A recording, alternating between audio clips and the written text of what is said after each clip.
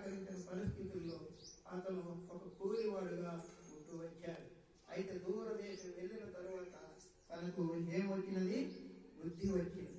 కాబట్టి 18లో అంటాడు, నా తండ్రి యొద్దకు వెళ్ళి, తండ్రికి నేను పరలోకమునకు విరోధముగా నీ ఎదుట పాపం చేసి ఇక మీదట నీ కుమారుడని అనిపించుకున్నట్టుకు యోగ్యుడును కాను. నీవు నీ కూలి వారిలో ఒకరిగా పెట్టుకున్నామని అతనితో చెప్పుదని అనుకొని లేచి తండ్రి యొద్దకు వచ్చాను.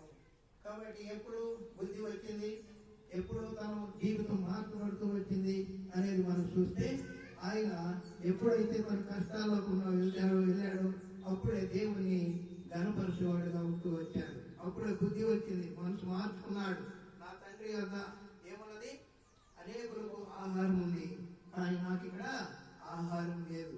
కాబట్టి నేను తిరిగి నా తండ్రి ఇంటికి వెళతాను అని చెప్పి మనసు మార్చుకొని తను తిరిగి ఏం చేశాడు?